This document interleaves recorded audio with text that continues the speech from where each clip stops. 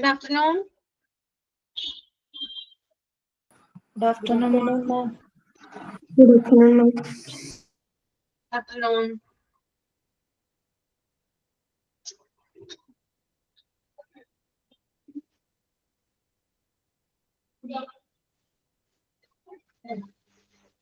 Prayer ചെയ്തോളൂ കേട്ടോ. Prayer ആരാണ്?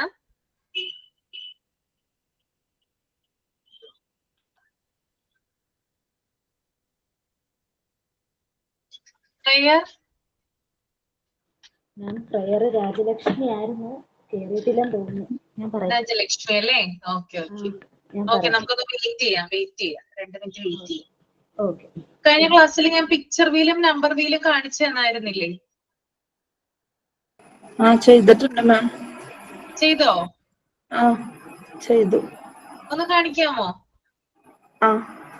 ഓക്കെ.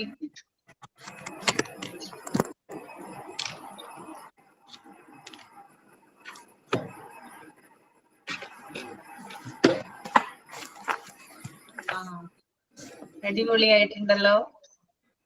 Number wheel.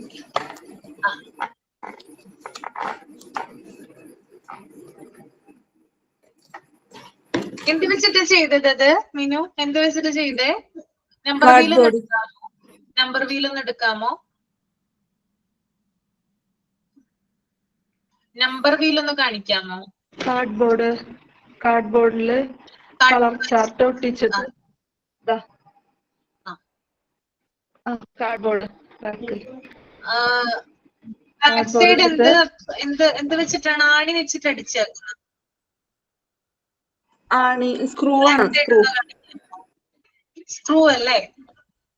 ഓ, സ്ക്രൂ വെച്ചിട്ട് ഫിറ്റ് ചെയ്ത് അല്ലേ? Okay okay okay.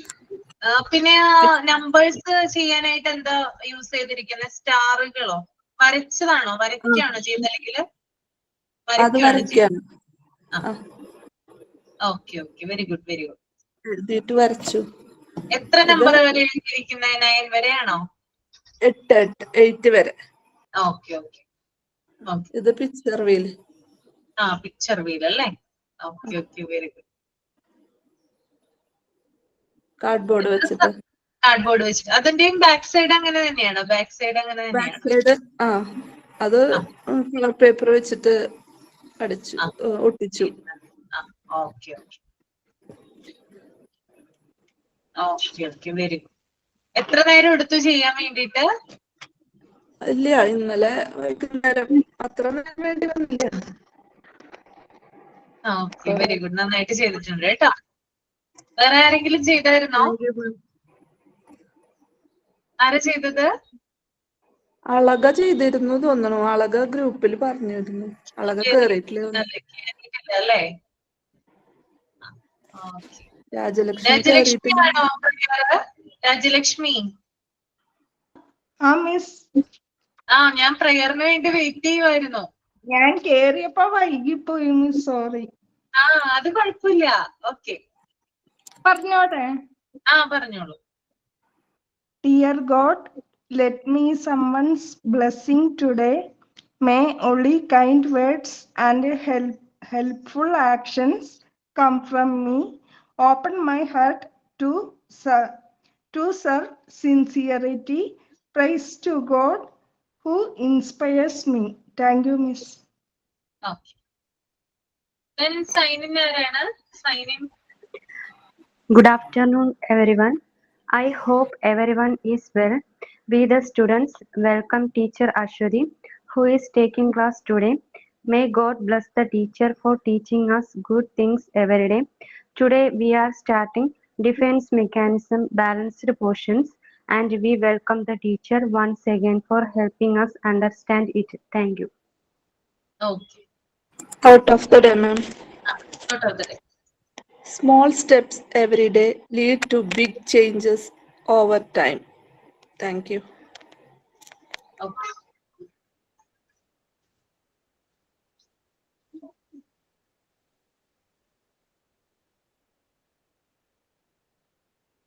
നമ്മൾ എവിടെയായിരുന്നു? സബ്സ്റ്റിറ്റ്യൂഷൻ വരെയാണോ എടുത്തിരുന്നത് കഴിഞ്ഞ ക്ലാസ്സിൽ?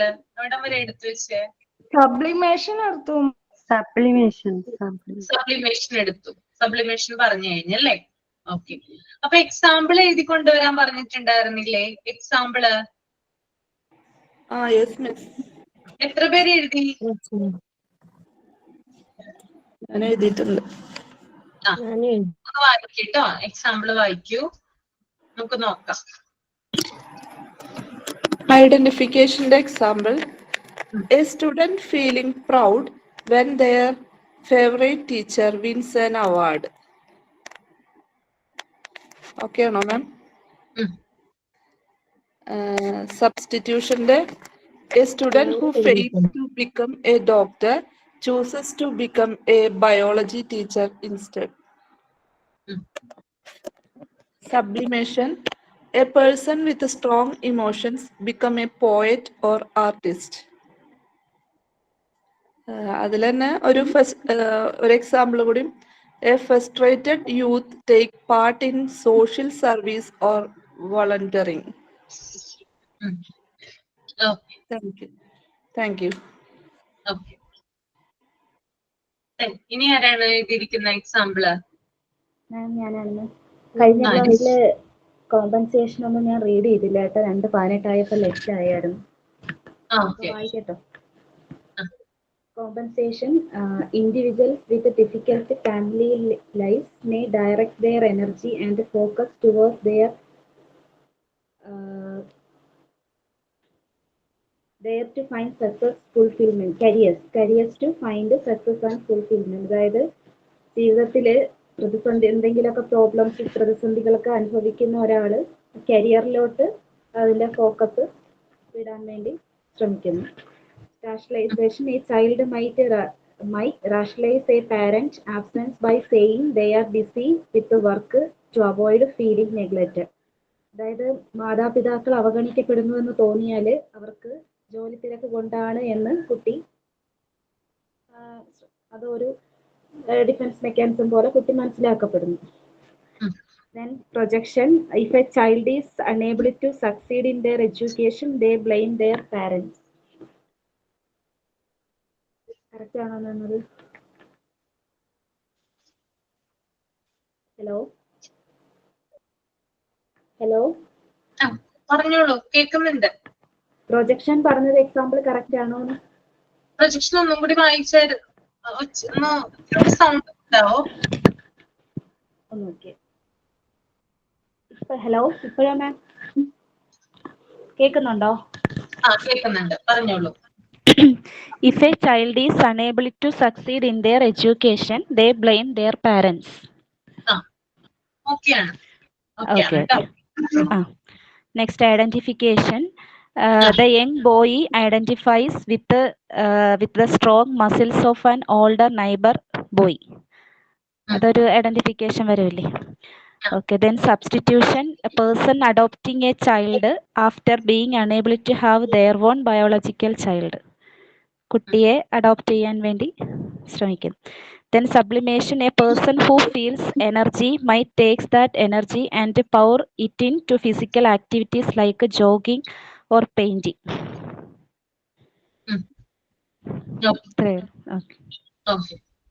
വേറെ ആരെങ്കിലും എഴുതിയിട്ടുണ്ടോ?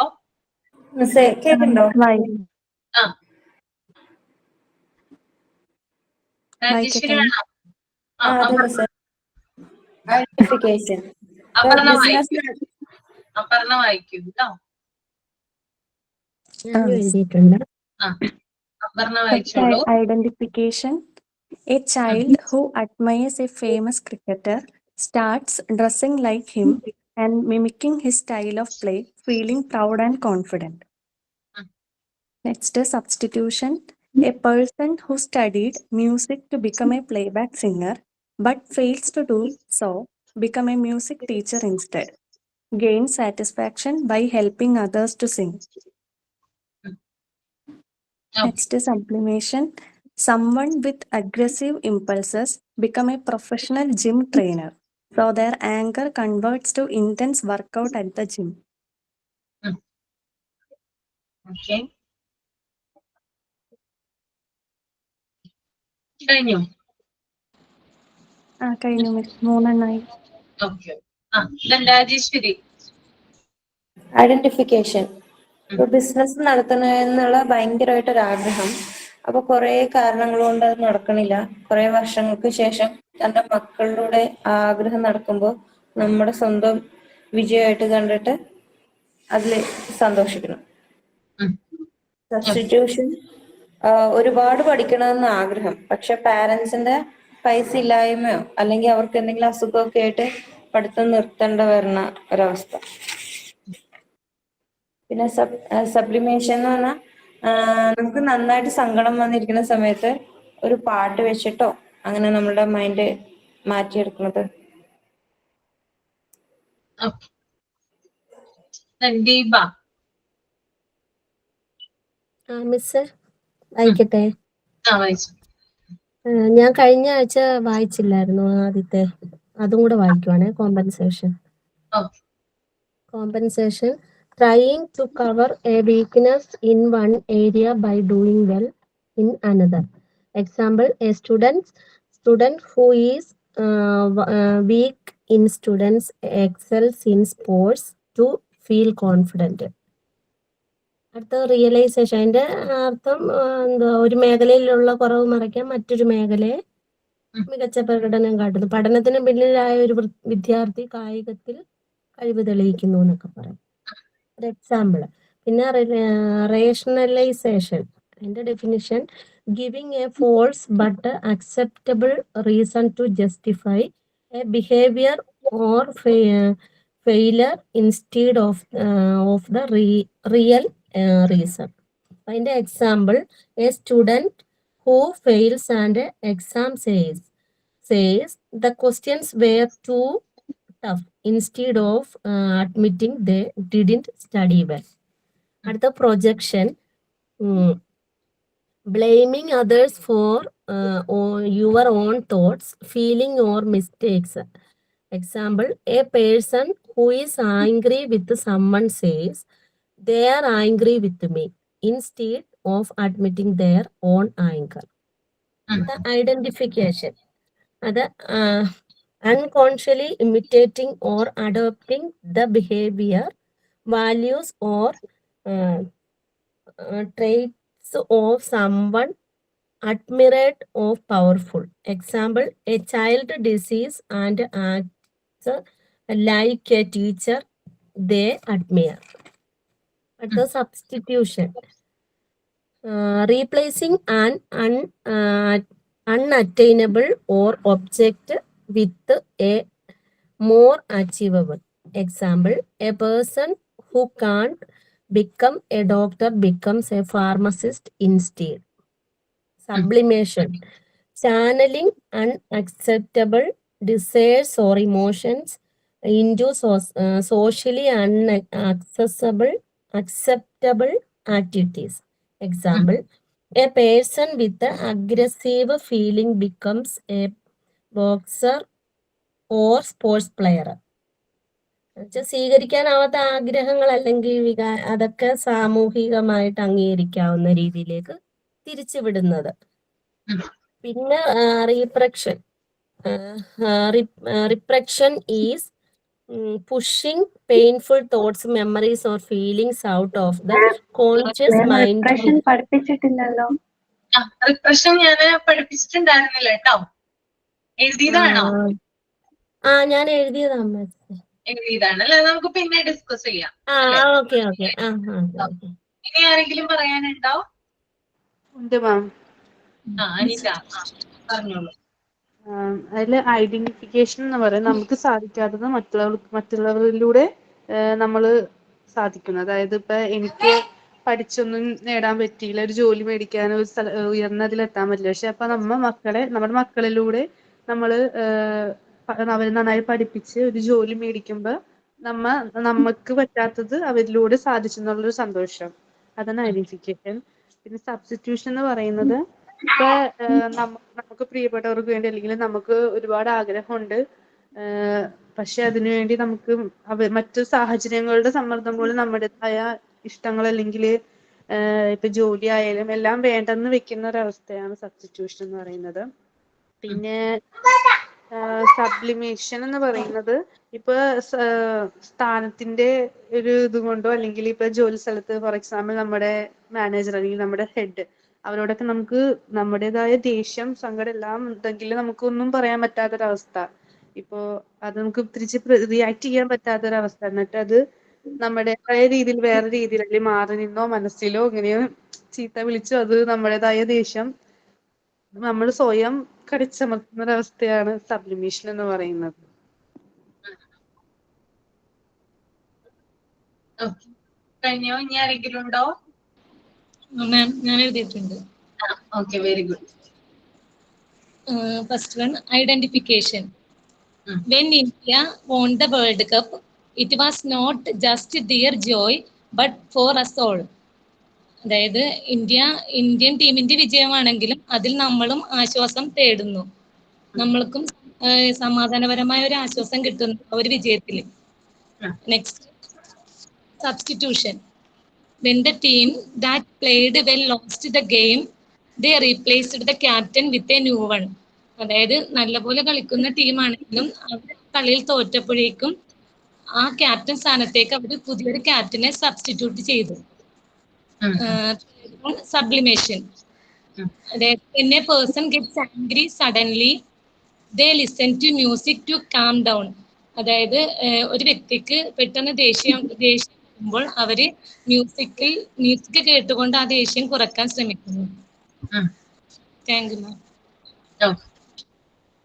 ഇനി ആരെങ്കിലും ഉണ്ടോ എഴുതിയത്? ഇല്ല.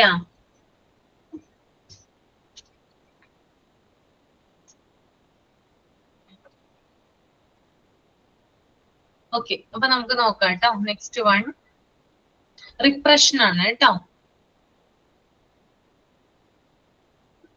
റിപ്രഷൻ എല്ലാവരും ഒന്ന് മൈൻഡിൽ റീഡ് ചെയ്തേ. പേജ് നമ്പർ ഒന്ന് പറയാം. പേജ് നമ്പർ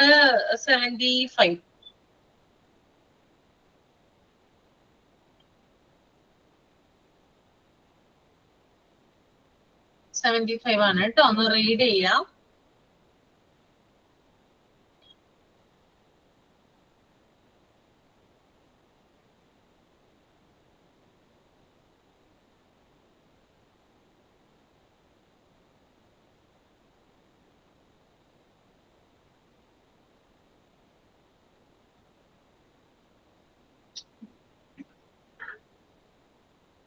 റീഡ് ചെയ്തതിന് ശേഷം ഒന്ന് തമ്പ് ചെയ്യാം കേട്ടോ.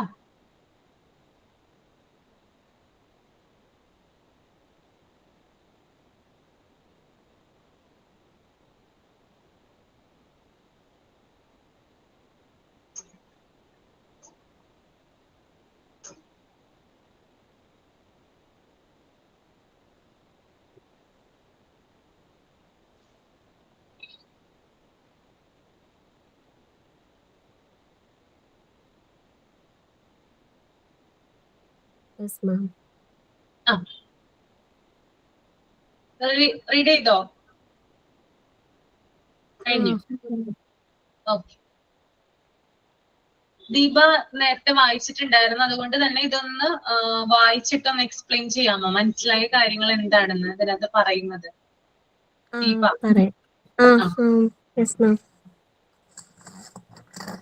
ഫ്രോയിഡ് എന്നാണ് കേട്ടോ അവിടെ എഴുതിയിരിക്കുന്നത്. സിഗ്മണ്ട് ഫ്രോയിഡ് ഉണ്ടല്ലോ, സിഗ്മണ്ട് ഫ്രോയിഡ്, അദ്ദേഹത്തെ കുറിച്ചിട്ടാണ് അവിടെ എഴുതിയിരിക്കുന്നത് കേട്ടോ, ഫ്രോയിഡ്. ഓക്കെ, സിഗ്മണ്ട് ഫ്രോയിഡ് ആരാ? സിഗ്മണ്ട് ഫ്രോയിഡിനെ കുറിച്ച് കേട്ടിട്ടുണ്ടോ? ഫാദർ ഓഫ് സൈക്കോളജി ആണ് കേട്ടോ, മനഃശാസ്ത്രത്തിന്റെ പിതാവാണ് Sigmund Freud. Okay. Freud describes it as basic mechanism in which our strong emotional ideas and uncomfortable memories, which do not agree with our social values and norms, are split off from consciousness and thrown into the unconsciousness. In other words, it is a process of unconsciousness, forgetfulness, of our unpleasant and conflicts, producing emotions and desires. Fraud describes എന്ന് പറഞ്ഞാൽ അദ്ദേഹത്തിന്റെ അഭിപ്രായത്തിൽ നല്ലേ മിസ്സേ? അതെ, അദ്ദേഹത്തിന്റെ അദ്ദേഹം അവതരിപ്പിക്കുന്ന അല്ലെങ്കിൽ അദ്ദേഹത്തിന്റെ അവതരിപ്പിക്കുന്നത്. അത് എന്താ പറയുന്നത്, നമ്മുടെ സാമൂഹികപരമായ നമ്മുടെ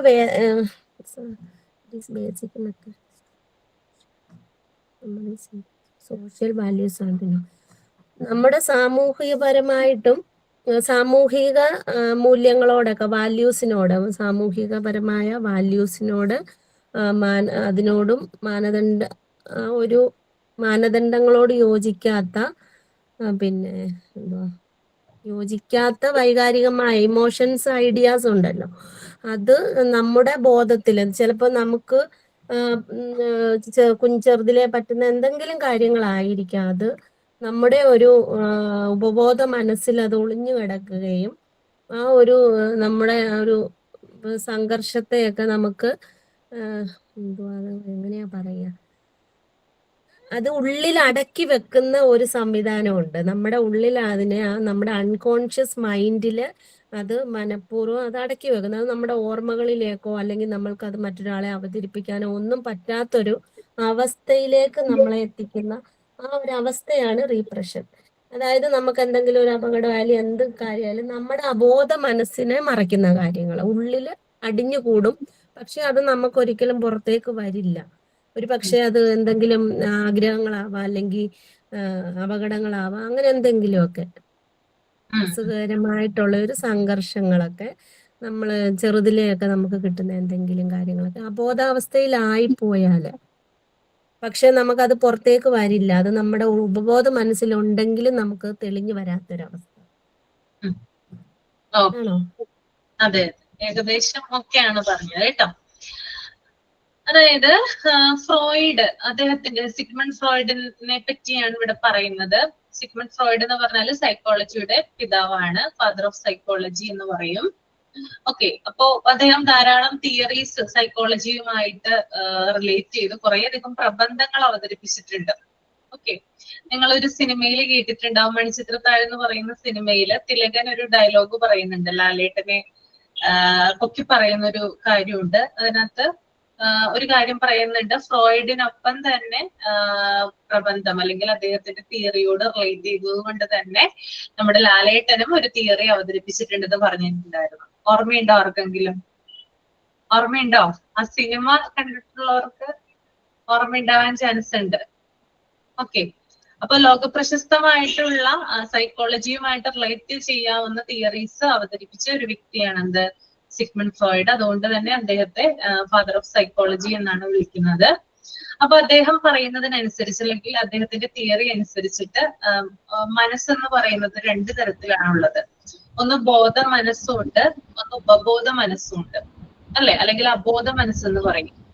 ബോധ മനസ്സും അബോധ മനസ്സും നമ്മൾ ഉണർന്നിരിക്കുന്ന അവസ്ഥയാണെന്ത്, ബോധ മനസ്സെന്ന് പറയുന്നത്.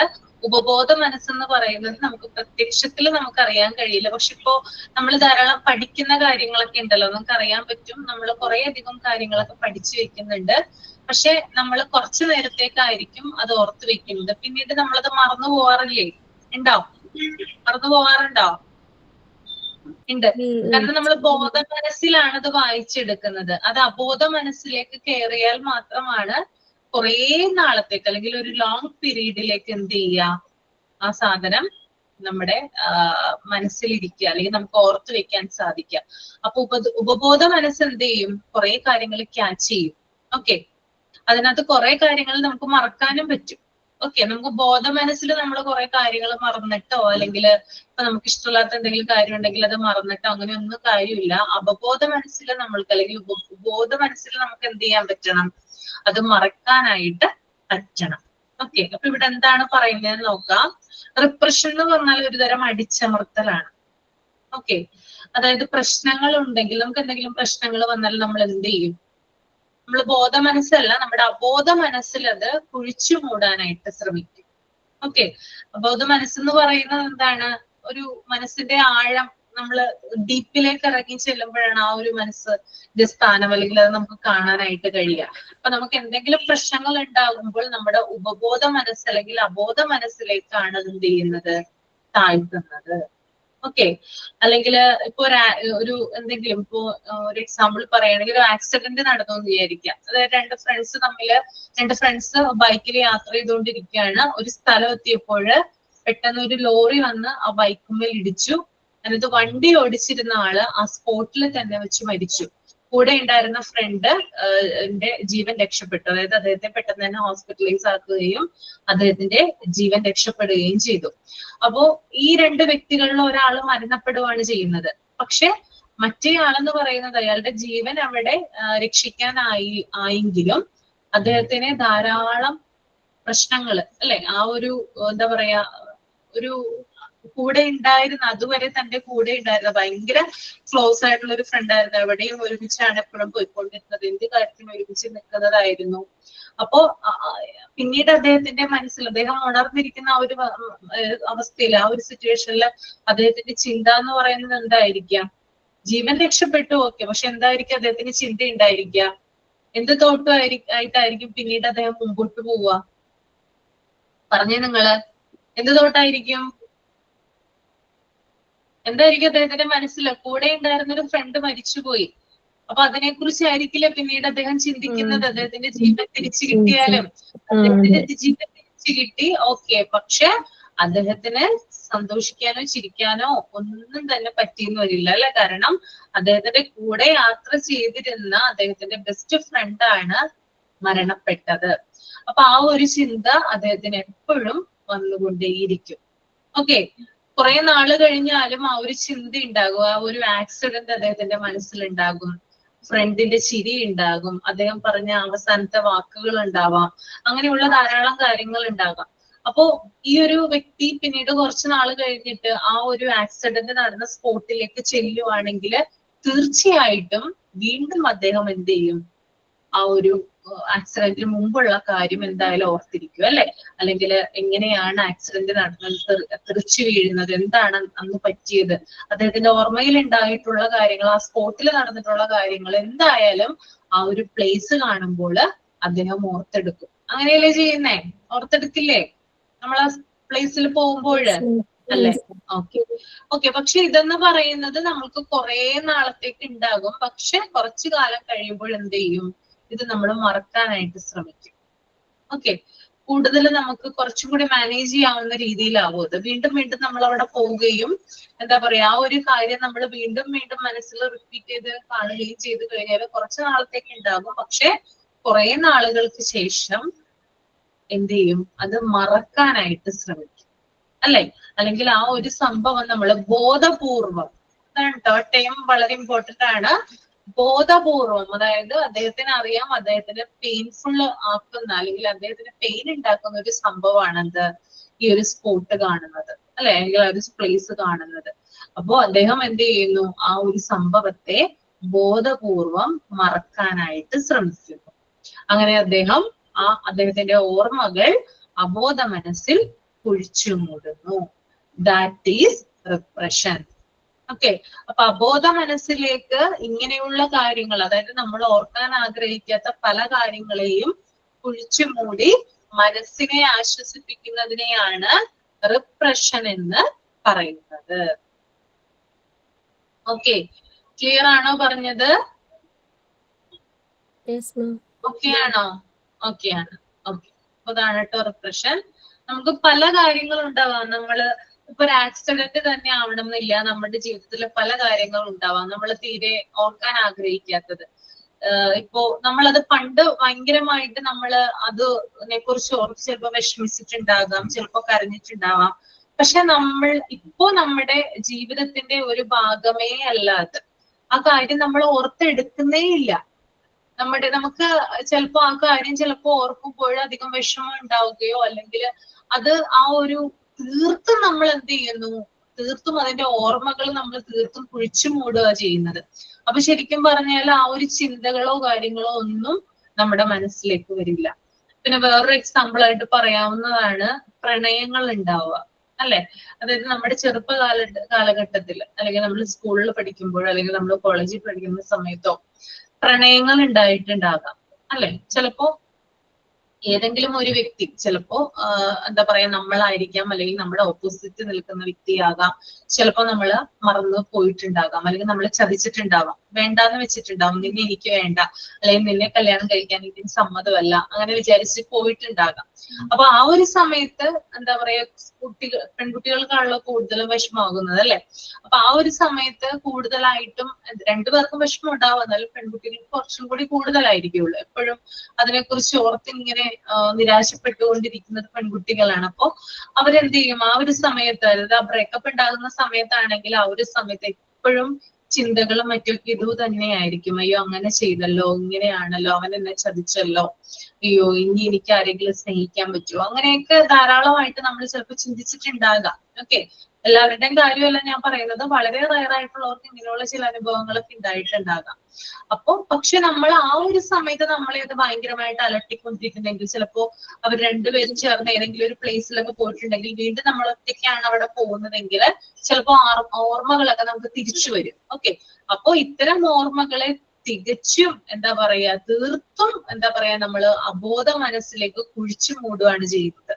അപ്പൊ അതെന്ത് ചെയ്യില്ല, കുറെ നാളുകൾക്ക് ശേഷം അല്ലെങ്കിൽ വർഷങ്ങൾക്കപ്പുറം നമുക്കതൊരു വേദനയായിട്ട് തീരില്ല.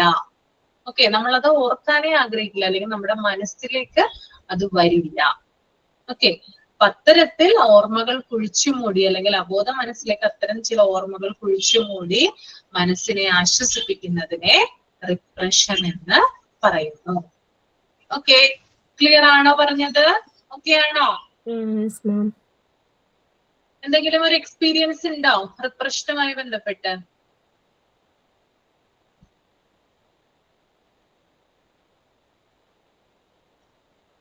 എന്തെങ്കിലും ഉണ്ടെങ്കിൽ ഷെയർ ചെയ്തോ.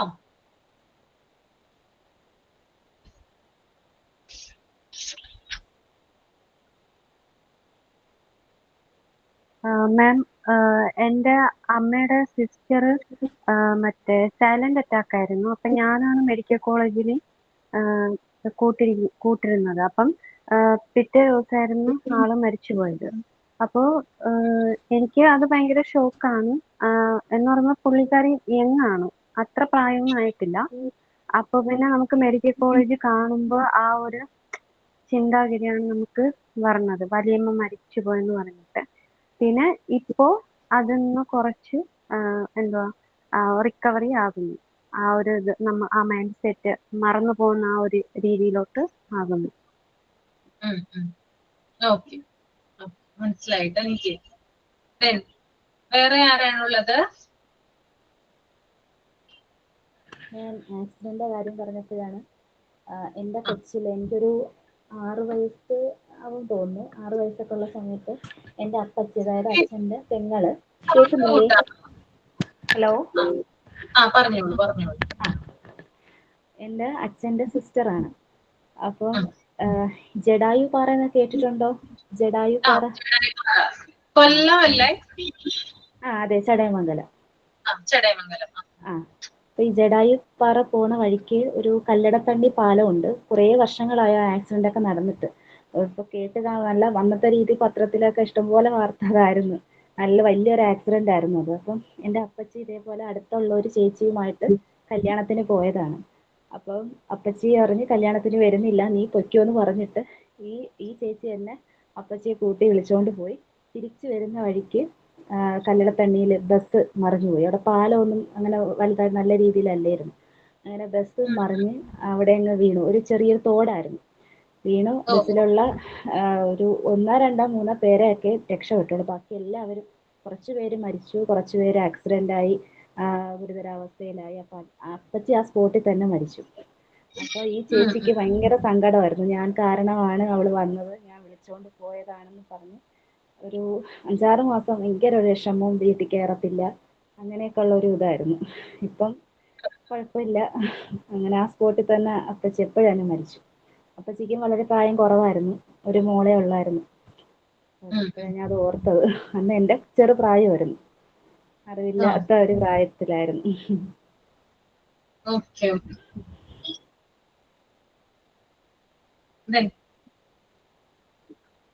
എന്തെങ്കിലും എക്സ്പീരിയൻസ് ഉണ്ടെങ്കിൽ ഷെയർ ചെയ്യാം കേട്ടോ.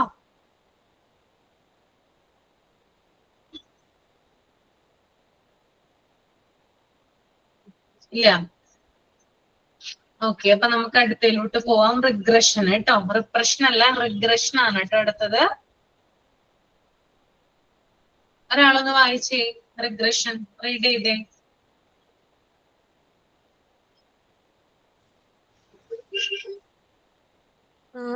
വായിക്കട്ടെ. വായിച്ചു, ദീപ വായിച്ചു. Some people do not came across the problems of life, its strain and stress in a mature way. They revert or go back to an immature or childish level of behavior and thus avoid the pain, suffering, a conflict or tension. This mode of behavior is called regression. എന്താ മനസ്സിലായത് ദീപ?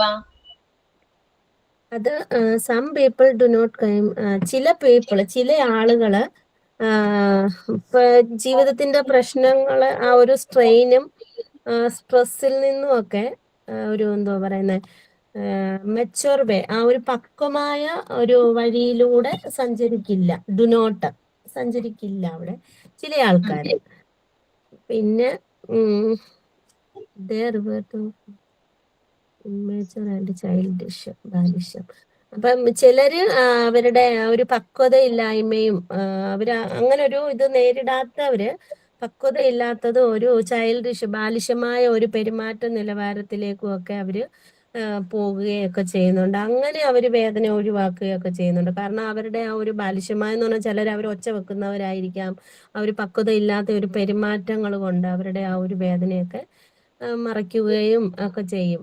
അപ്പം suffering, conflicts or tension, അവർ ആ ഒരു tension അതിലൂടെ മറയ്ക്കുന്ന ആൾക്കാരൊക്കെ ഉണ്ട്. അപ്പൊ ഇങ്ങനെ അനുഭവിക്കുന്ന ഒരു പെരുമാറ്റത്തെയാണ് ഈ ഒരു പെരുമാറ്റം റിഗ്രഷൻ എന്ന് പറയുന്നു. നമുക്ക് നോക്കാം. അതായത് റിഗ്രഷൻ എന്ന് പറയുമ്പോൾ ഒരു വ്യക്തിക്ക് മുൻപ് ചില കാര്യങ്ങൾ കിട്ടിയിട്ടുണ്ട്, എന്നാൽ ഇപ്പോൾ കിട്ടുന്നില്ല. ഓക്കെ, മുമ്പ് അദ്ദേഹത്തിന് കുറേയധികം, ഇപ്പൊ അതൊരു കുട്ടിയാകാം അല്ലെങ്കിൽ ഒരു വ്യക്തിയാകാം, മുമ്പ് കുറേയധികം കാര്യങ്ങൾ അവർക്ക് കിട്ടിയിട്ടുണ്ടാകും. പക്ഷെ ഇപ്പോൾ എന്ത് ചെയ്യുന്നില്ല, അതൊന്നും കിട്ടുന്നില്ല. അപ്പൊ കിട്ടുന്നതിന് വേണ്ടി എന്ത് ചെയ്യും, പഴയതുപോലെ ആകാനായിട്ട് ശ്രമിക്കും. ഓക്കെ, ഇതിനെയാണ് റിഗ്രഷൻ എന്ന് പറയുന്നത് കേട്ടോ. ഇത്തരം ഒരു എന്താ പറയാ മെക്കാനിസം ആണ് ഈ ഒരു റിഗ്രഷൻ. ഓക്കെ, അതിന് ഞാൻ ബെസ്റ്റ് ആയിട്ടുള്ള ഒരു എക്സാമ്പിൾ പറഞ്ഞുതരാം. ഒരു വീട്ടില് 2 ചെറിയ കുട്ടികൾ ഉണ്ടെന്ന് വിചാരിക്കാം. ഓക്കെ, ചെറിയ കുട്ടികൾ എന്ന് പറഞ്ഞാൽ മൂത്ത കുട്ടിക്ക് ഒരു 10 വയസ്സാണ്, ഇളയ കുട്ടി എന്ന് പറഞ്ഞാൽ ഇപ്പൊ ജനിച്ചിട്ടുള്ളൂ. ഓക്കെ, അപ്പൊ നിങ്ങളൊന്ന് ആലോചിച്ച് നോക്കിയേ, ആ മൂത്ത കുട്ടിയുടെ എന്തായിരിക്കും ആ കുട്ടിയുടെ ഒരു മൈൻഡ് എങ്ങനെയായിരിക്കും ആ സമയത്ത്, കുട്ടി ജനിക്കുന്ന സമയത്ത് എങ്ങനെയായിരിക്കും? നിങ്ങൾക്കൊക്കെ എക്സ്പീരിയൻസ് ഉണ്ടാവുക. സ്നേഹം കുറഞ്ഞു പോകുമെന്നുള്ളൊരു, എന്താ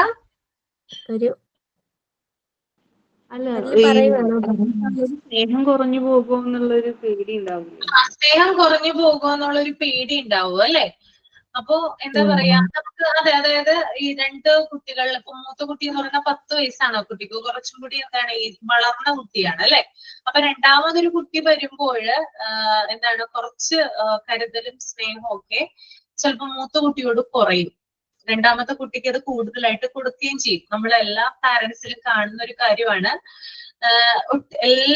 എല്ലാവരെയും അടച്ചു പറയുന്നതല്ല കേട്ടോ. ചില പാരന്റ്സിന് അറിയാം, ഇപ്പോ കുറച്ചുകൂടി അവയർനെസ് ഉണ്ട് പാരന്റ്സിന്. അതായത് ഈ ഇളയ കുട്ടിക്ക് ഇത്തരത്തിലുള്ള കാര്യങ്ങൾ കൊടുത്തു കഴിഞ്ഞാൽ മൂത്ത കുട്ടി അത് പെട്ടെന്ന് അവരുടെ മൈൻഡിലേക്ക് എടുക്കുകയും ധാരാളം സൈക്കോളജിക്കൽ പ്രശ്നങ്ങൾ അല്ലെങ്കിൽ പ്രോബ്ലംസ് അവർക്ക് ഉണ്ടാവുകയും ചെയ്യുന്നപ്പോ പാരന്റ്സിനൊക്കെ ഏകദേശം അവർക്കിപ്പോ ഹോസ്പിറ്റലിലായാലും ഡോക്ടേഴ്സ് ആയാലും ഒക്കെ ഇങ്ങനെയുള്ള അവയർനെസ് പ്രോഗ്രാമുകളും കാര്യങ്ങളൊക്കെ കൊടുക്കാറുണ്ട്.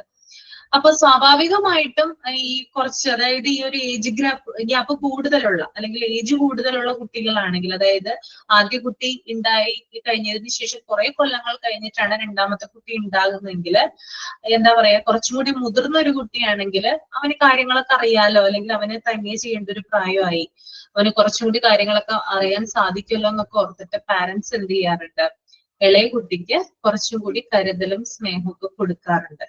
ഓക്കെ. അപ്പൊ മൂത്ത കുട്ടി ഇത് കാണുമ്പോൾ ചിലപ്പോ അവനത് ചിലപ്പോ സഹിക്കാൻ പറ്റിയെന്ന് വരില്ല അല്ലെ, കാരണം ഇത്രയും നാള് അവൻ ഒറ്റയ്ക്കാണ് ഉണ്ടായിരുന്നത്. അവന്റെ പാരന്റ്സിന്റെ എല്ലാവിധ സ്നേഹങ്ങളും അതുപോലെ തന്നെ വാത്സല്യവും ഒക്കെ കിട്ടിയിരുന്നത് ഇവന് മാത്രമാണ്.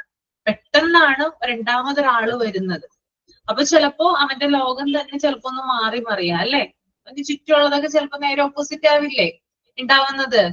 എല്ലാ കാര്യങ്ങളും അന്ന് വരെ ഉണ്ടായിരുന്ന ചെയ്ത് കൊടുത്തിരുന്ന കാര്യങ്ങൾ എല്ലാത്തിലും എന്തെങ്കിലും കുറവുകളോ കാര്യങ്ങളൊക്കെ ഉണ്ടാവാൻ സാധ്യതയില്ലേ? ഉണ്ടോ ഇല്ലയോ? നിങ്ങൾ പറയൂ, ഉണ്ടോ ഇല്ലയോ? ഉണ്ടല്ലേ. അപ്പോ ഇത് കാണുമ്പോൾ, അതായത് ഇങ്ങനെ ഇളയ കുട്ടിയെ സ്നേഹിക്കുന്നതും അവനെ താലോലിക്കുന്നതും അങ്ങനെയുള്ള കാര്യങ്ങളൊക്കെ കാണുമ്പോൾ എന്ത് ചെയ്യും? മൂത്ത കുട്ടി അത് കിട്ടാൻ വേണ്ടി പഴയതുപോലെ ആകാൻ ശ്രമിക്കും. ഫോർ എക്സാമ്പിൾ, ഇപ്പോ അവന് ചെറുപ്പത്തിലെ ചിലപ്പോ ബെഡില് യൂറിൻ പാസ് ചെയ്യുന്ന ഒരു സ്വഭാവം ഉണ്ടായിരിക്കാം, മൂത്രമൊഴിക്കുന്ന ഒരു സ്വഭാവം ഉണ്ടായിരിക്കാം കുഞ്ഞിന്. അത് വീണ്ടും അവൻ ചെയ്യാനായിട്ട് ശ്രമിക്കും.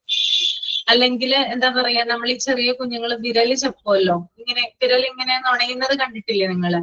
അതുപോലെ ചിലപ്പോ ചെയ്യാം. അപ്പോ എന്തിനു വേണ്ടിയിട്ടാണ് ഇത്തരം കാര്യങ്ങൾ ചെയ്യുന്നത്? പഴയ പോലുള്ള സ്നേഹം അവന്റെ അച്ഛനും അമ്മയുടെയും അടുത്ത് നിന്ന് കിട്ടുന്നതിന് വേണ്ടിയിട്ടാണ് പഴയ കാര്യങ്ങൾ ഒന്നും കൂടി അവൻ എന്ത് ചെയ്യുന്നത്, റിപ്പീറ്റ് ചെയ്യുന്നത്. നിങ്ങളൊന്ന് ഓർക്കുക, 10 വയസ്സായിട്ടുള്ള ഒരു കുട്ടിയാണ് അല്ലെ. അപ്പോ അവൻ രാത്രി കിടക്കുമ്പോൾ ബെഡിൽ യൂറിൻ പാസ് ചെയ്യാണ്, അല്ലെങ്കിൽ മറ്റുള്ളവരെ കാണുമ്പോൾ അവൻ വിരൽ നുണയുവാണ്. അപ്പൊ ഇതൊക്കെ ചെയ്യുന്നത് എന്തിനു വേണ്ടിയിട്ടാണ്? ആ മുമ്പത്തെ സ്നേഹം അതുപോലെ തന്നെ ഒട്ടും കുറവില്ലാതെ തന്നെ അവന് കിട്ടുന്നതിന് വേണ്ടിയിട്ട് ഇങ്ങനെ ചില കാര്യങ്ങൾ അവൻ കാണിക്കുന്നു. ഓക്കെ, ഇതിനെയാണ് റിഗ്രഷൻ എന്ന് പറയുന്നത്. ഓക്കെ, അപ്പൊ ഇത്തരം ചില കാര്യങ്ങൾ ചെയ്ത് മനസ്സിനെ എന്ത് ചെയ്യുന്നു? ആശ്വസിപ്പിക്കുന്നു അല്ലെ. അതായത് ഇത്തരത്തിലുള്ള കാര്യങ്ങൾ ചെയ്യുമ്പോൾ അവന്റെ അച്ഛനമ്മമാർ അവനെ ശ്രദ്ധിക്കുകയും എന്താണ്, ചിലപ്പോ സ്നേഹം കൊടുക്കുകയോ ചെയ്യാമെന്നുള്ള ഒരു തോന്നൽ എന്ത് ചെയ്യുന്നുണ്ട്? അവന് ഉണ്ടായി വരുന്നുണ്ട്. ഓക്കെ, ക്ലിയർ ആണോ പറഞ്ഞത്? അപ്പൊ കുട്ടികളിലാണ് കേട്ടോ ഇത് കൂടുതലായിട്ട് കാണപ്പെടുക. റിഗ്രഷൻ എന്ന് പറയുന്ന ഡിഫൻസ് മെക്കാനിസം കുട്ടികളിൽ നമുക്ക് കൂടുതലായിട്ട് കാണാനായിട്ട് സാധിക്കും. അതായത് ചൈൽഡിഷ് ആയിട്ട് ബിഹേവ് ചെയ്യുക. വലിയവരിലുണ്ടാകാം, എന്നാലും കുറച്ചും കൂടി കുട്ടികളിൽ നമുക്ക് ഇതുമായിട്ട് ഉള്ള കാര്യങ്ങൾ റിലേറ്റ് ചെയ്യാനായിട്ട് സാധിക്കും കേട്ടോ. അപ്പൊ നിങ്ങളുടെ കുട്ടികളിൽ എന്തെങ്കിലും ഇങ്ങനെയുള്ള ഒരു കാര്യം ഇതുവരെ കണ്ടിട്ടുണ്ടോ? ആരെങ്കിലും ഉണ്ടെങ്കിൽ പറയാട്ടോ. മിസ്, എന്റെ മക്കൾ തമ്മിൽ 9 വയസ്സ് വ്യത്യാസമുണ്ട്. അപ്പൊ മൂത്ത മോൻ ഇപ്പോഴും പറയും, നീ ഇങ്ങനെ ഓവറായിട്ട് കെയർ ചെയ്യില്ലേ, നീ അത് ചെയ്തു കൊടുക്കല്ലേ എന്നൊക്കെ പറയും അവൻ. അതെല്ലേ, ഓക്കെ ഓക്കെ. കുഞ്ഞുങ്ങളില് അങ്ങനെയുള്ള, അതായത് ഇളയ കുട്ടി വന്നപ്പോഴും മൂത്ത കുട്ടിയിൽ നിങ്ങൾ എന്തെങ്കിലും വ്യത്യാസങ്ങളോ മറ്റൊക്കെ കാണിച്ചിട്ടുണ്ടോ? എന്തെങ്കിലും ഉണ്ടെങ്കിൽ ഒന്ന് പറയാം. ഇല്ല, ഇല്ലെങ്കിൽ നല്ലത് കേട്ടോ. ഓക്കെ, പെട്ടെന്ന് നമ്മളുടെ ഒരു സിനിമ ഉണ്ടല്ലോ, എന്റെ വീട് അപ്പൂന്റെ എന്ന് പറയുന്ന സിനിമ കണ്ടിട്ടുണ്ടോ നിങ്ങള്? കണ്ടിട്ടുണ്ടല്ലേ? അതിനകത്ത് ഈ ഒരു സിറ്റുവേഷൻ നമുക്ക് അതിനകത്ത് കാണാൻ പറ്റും. ആ കുട്ടിക്ക് ചില കാര്യങ്ങൾ ചെയ്യുന്നത് കാണാൻ സാധിക്കും. ഇളയ കുട്ടിയെ സ്നേഹിക്കുമ്പോൾ അതുപോലെ തന്നെ, കാരണം അത്രയും നാള് ആ കുട്ടിക്ക് മാത്രമാണ് എല്ലാരും കിട്ടിയിരുന്നത്. പെട്ടെന്ന് ഒരു പുതിയ അതിഥി വന്നപ്പോൾ അവനെ കുറച്ച് എന്താ പറയാ, അവന്റെ അച്ഛനമ്മമാര് മൈൻഡ് ചെയ്യാതെ പോകുന്ന പോലെ അവനൊരു തോന്നലുണ്ടായിരുന്നു. അപ്പൊ അതിനെ തുടർന്ന് കുറെ കാര്യങ്ങൾ അതിനകത്ത് കാണിക്കുന്നത് കാണാം. അപ്പൊ അതൊക്കെ റിഗ്രഷൻ എക്സാമ്പിൾ ആയിട്ട് നമുക്ക് പറയാവുന്നതാണ് കേട്ടോ. Okay,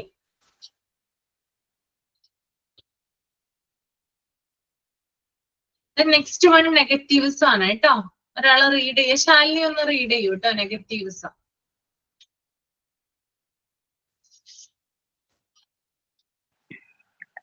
Negativism.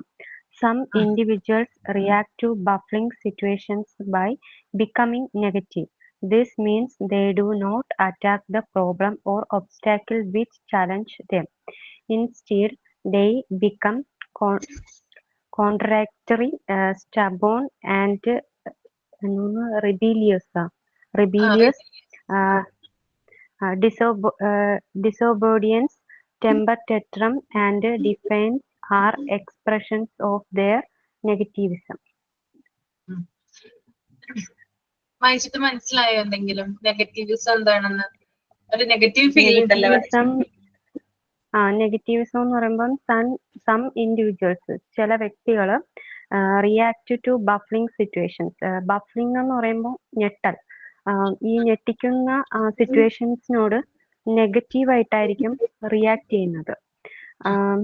This means they do not attack the problems or obstacle with challenge എന്ന് പറയുമ്പോൾ അവര് സ്വയം തങ്ങൾ നേരിടുന്ന ആ ഒരു പ്രോബ്ലംസ് അല്ലെങ്കിൽ ഒബ്സ്റ്റാക്കിൾ, ആ ഒരു തടസ്സത്തെയോ സ്വയം ആക്രമിക്കുന്നില്ല, അറ്റാക്ക് ചെയ്യുന്നില്ല. ഇൻസ്റ്റീഡ്, പകരം ദേ ബിക്കം കോൺട്രാക്ടറി എന്ന് പറയുമ്പോൾ വൈരുദ്ധ്യപരമായിട്ട്. പിന്നെ സ്റ്റബോൺ കറക്റ്റ് പറയാൻ വരുന്നില്ല. പകരം അവര് ആ ഒരു ഇതിനോട് മത്സരിക്കുന്നവരായിട്ട് തീരുന്നു. പിന്നെ ഡിസബോഡിയൻസ് എന്ന് പറയുമ്പോൾ അനുസരണക്കേട്. ടെമ്പർ ടെറ്ററോ എന്ന് പറയുമ്പോൾ ദേഷ്യം.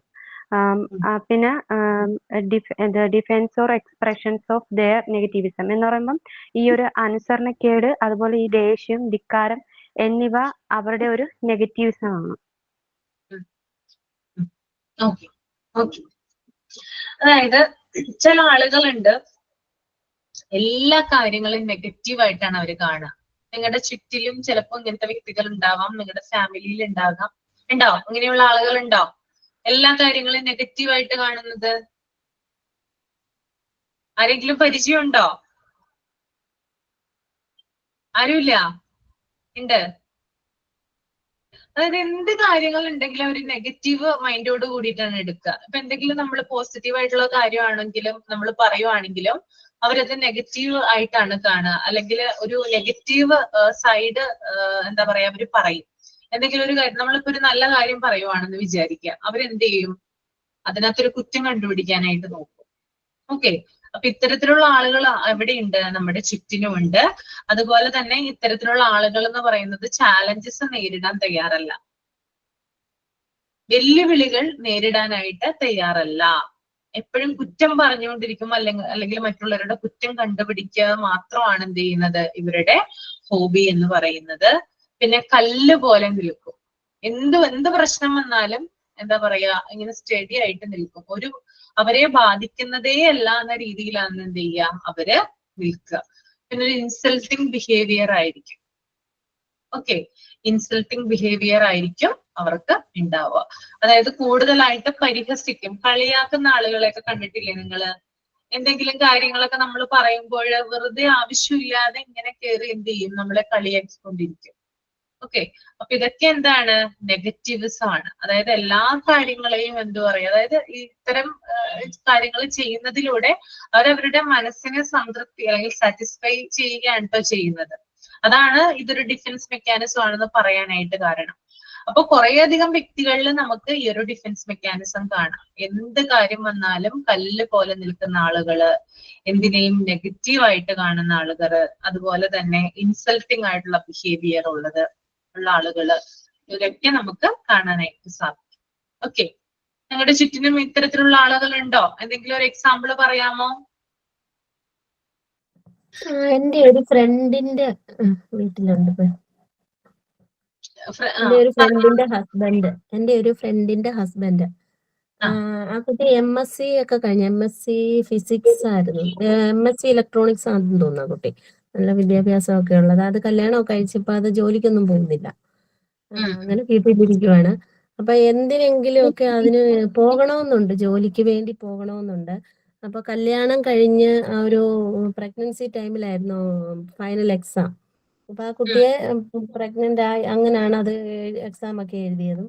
പിന്നെ കുഞ്ഞുണ്ടായത് കൊണ്ട് പോകാൻ പറ്റിയില്ല. അപ്പൊ പക്ഷെ ആ കുട്ടി ഒരു 2 വയസ്സായപ്പോ തൊട്ട് ഇവള് പോകണമെന്ന് പറഞ്ഞിട്ട് ഇങ്ങനെ നിൽക്കുന്നു. പക്ഷെ അങ്ങനെ പോകുന്നതിനെ കുറിച്ച് പറയുമ്പോൾ ഈ കുഞ്ഞിനെ ഇട്ടിട്ട് എങ്ങനെ പോകും, കുഞ്ഞിനെ ആരും നോക്കും, അങ്ങനെ ആ ഒരു ഇതിലേക്ക് വരും. ആരും ഒരു സപ്പോർട്ടില്ല അവൾക്ക്. ആരും അങ്ങനെ നീ പോ അല്ലെങ്കിൽ ഞാനത് ചെയ്തു തരാം എന്നൊരു സപ്പോർട്ടില്ല. അപ്പൊ എന്ത് പറയുമ്പോഴും പറയും നിനക്ക് പറ്റത്തില്ല. ജോലിയുടെ കാര്യം അപ്പൊ അവള് പിന്നെ PSC ഒക്കെ എഴുതാറുണ്ട്. എന്തെങ്കിലും എഴുതി എന്തെങ്കിലും വരുമ്പോൾ അല്ലെങ്കിൽ പ്രൈവറ്റ് ആയിട്ട് എന്തെങ്കിലും ഒക്കെ ഇവള് ശ്രമിക്കാറുണ്ട്. അത് കിട്ടുകയും ചെയ്യും. കിട്ടുന്ന ഉടനെ അത് എനിക്ക് കിട്ടി പോയാലോ എന്ന് ചോദിക്കുമ്പോഴത്തേന് പറയും നീ എപ്പോ എഴുന്നേക്കും, നീ എപ്പോ എഴുന്നേറ്റ്, നിന്നെ കൊണ്ട് പറ്റത്തില്ല, നീ ജോലിക്ക് പോയാൽ കൊച്ച് ഇങ്ങനെ ആവും അങ്ങനെ ആവും. അങ്ങനെ എനിക്ക് തോന്നുന്നു ഇപ്പൊ ആ മൂത്ത ആൾക്ക് 10 വയസ്സും ഇളയ ആൾക്ക് 4 വയസ്സുമായി. പക്ഷെ ഇന്നും അവള് എന്ത് കാര്യങ്ങൾ പറയുമ്പോഴും അതൊരു നെഗറ്റീവായിട്ട്, എന്ത് കാര്യങ്ങൾ പറയുമ്പോഴും അപ്പോഴേ അവളെ അങ്ങ് അടിച്ചമർത്താൻ നോക്കും. അപ്പൊ എന്നോട് എപ്പോഴും പറയും ചേച്ചി ഞാന് ഇങ്ങനെ ജോലിക്ക്, അപ്പൊ എന്നോട് എന്തുണ്ടെങ്കിലും ഷെയർ ചെയ്യും. ചേച്ചി എനിക്ക് ജോലിക്ക് പോകണമെന്നുണ്ട്, ഞാൻ എന്ത് ചെയ്യാനാ. അപ്പം ഇപ്പൊ അടുത്ത ഒരു ഈ സ്കൂള് ഓപ്പൺ സമയത്ത് അവിടെ തൊട്ടടുത്തൊരു ട്യൂഷൻ സെന്റർ ഉണ്ട്. അപ്പൊ അവിടെ പഠിപ്പിക്കാൻ വിളിച്ചു. ഹൈസ്കൂള് ഫിസിക്സും കെമിസ്ട്രി ഒക്കെ ആണെന്ന് 2 പഠിപ്പിക്കാൻ വിളിച്ചു അവിടെ ട്യൂഷൻ സെന്ററിൽ. അപ്പം ഇവളെന്നോട് പറഞ്ഞു എനിക്ക് പോകണമെന്നുണ്ട്, ഇങ്ങനെ പറഞ്ഞു നോക്കട്ടെ. ഞാൻ പറഞ്ഞു പോകണം, കാരണം ഇത്രയും വർഷമായിട്ട് ഒന്നിനും പോയില്ല, ഇത്രയും പഠിച്ചിട്ട് അത് പോകണം, തൊട്ടടുത്തല്ലേ, കുഞ്ഞുങ്ങളെ വിട്ടിട്ടാണെങ്കിലും പോകാമല്ലോ, പോകണമെന്ന് പറഞ്ഞു. അപ്പൊ ഇവളിങ്ങനെ ചോദിച്ചു കുഞ്ഞുങ്ങളെ വിട്ടിട്ട് അല്ലെ വൈകിട്ട് പോകാം, വൈകിട്ടത്തെ ട്യൂഷൻ സമയത്ത് പോകാം, ഒരു 2 മണിക്കൂർ കുഞ്ഞുങ്ങളുടെ കാര്യം എന്തെങ്കിലും ചെയ്യാം എന്ന് പറഞ്ഞപ്പം പറഞ്ഞു നിനക്ക് ഈ പിള്ളേരെ ഇട്ടിട്ട് പോകാൻ പറ്റുമോ, കൊച്ചുങ്ങൾ വരുമ്പോ എന്ത് ചെയ്യും. അങ്ങനെ ഉള്ള ഒരു ഇതിലേക്ക് അവളെ വീണ്ടും അതിൽ നിന്ന് പിന്തിരിപ്പിച്ചു. ഇപ്പൊ അവള് പോകുന്നില്ല അതിനും. രാവിലെ നിനക്ക് പോകാൻ പറ്റുമോ, രാവിലെ 7:30 കുട്ടികൾ പോകുന്ന സമയത്ത് ഇറങ്ങിപ്പോയാൽ പിന്നെ വീട്ടിൽ ആരെന്തെങ്കിലും ചെയ്യും, ഫുഡ് ഉണ്ടാക്കണ്ടേ, അങ്ങനെ ഇങ്ങനെ, നിന്നെ കൊണ്ട് പറ്റാത്ത കാര്യം നീ ചെയ്യണ്ടെന്ന് പറയും. അവൾ എന്ത് കാര്യങ്ങൾ പറഞ്ഞാലും നിന്നെ കൊണ്ട് പറ്റാത്ത കാര്യം നീ ചെയ്യണ്ടെന്ന് പറയും. അങ്ങനെ ഒരു ഇത് എപ്പോഴും എന്നോട് പറഞ്ഞ് സങ്കടം പറയും. ചേച്ചി എന്നോട് എന്ത് പറഞ്ഞാലും എനിക്ക് അതിനൊരു സപ്പോർട്ട് തരുന്നില്ല, എന്ത് പറഞ്ഞാലും നെഗറ്റീവാ പറയുന്നത്, ഞാൻ എന്താ ചെയ്യുക എന്ന്. അങ്ങനെ ഒരു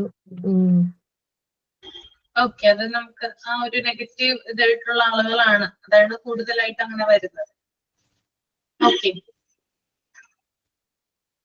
ഓക്കെ, ഇന്ന് വേർഡ്സ് ഒക്കെ ആരെങ്കിലും കൊണ്ടുവന്നിട്ടുണ്ടോ റീഡ് ചെയ്യാനായിട്ട്? വേർഡ്സ് അല്ലേ? അപ്പോ ഒരു കാര്യം ചെയ്യാം, അടുത്ത ക്ലാസ്സിൽ ഞാനിപ്പോ നെഗറ്റീവിസം വരെയാണ് പറഞ്ഞത്, അതിന്റെ എക്സാമ്പിൾ എഴുതി കൊണ്ടുവരാം കേട്ടോ. ഓരോ എക്സാമ്പിളും എഴുതി കൊണ്ടുവരിക.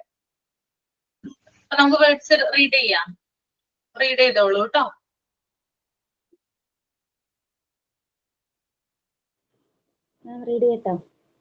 റീഡ് ചെയ്തോളൂ. Endurance, സഹിഷ്ണുത, ability to sustain a physical or mental effort over a prolonged period. Agility, ചടുലത, ability to move quickly. Cognitive, means relating to mental process involved in knowing, learning and understand things. Rigorous, കഠിനമായ, or difficult, characterized by rigor, rigidly severe or harsh as people, rates or discipline. Evacuated, ഒഴിപ്പിച്ചു. Remove from a place to danger to save other place. Okay, ഇനി ആരാ?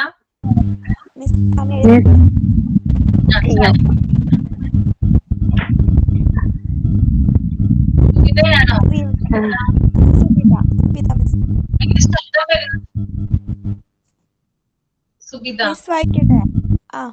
Reveal, disclose, വെളിപ്പെടുത്തുക.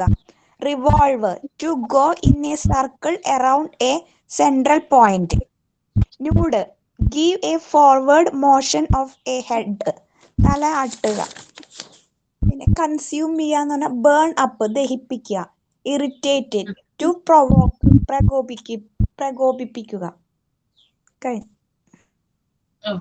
Shalini. Baffling, ഞെട്ടുക. Disobedience, അനുസരണക്കേട്.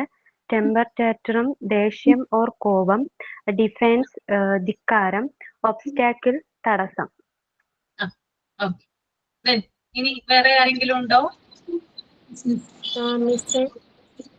Words എഴുതിയിട്ടുണ്ട്. ഒരു ചെറിയ ഒരു nursery ഗാനം എഴുതിയിട്ടുണ്ട്. ആക്ഷൻ സോങ് അല്ല, ജസ്റ്റ് ഒരു സോങ്. അപ്പൊ നമുക്ക് ആ സോങ് ഒന്ന് കേൾക്കാം. ഓക്കെ.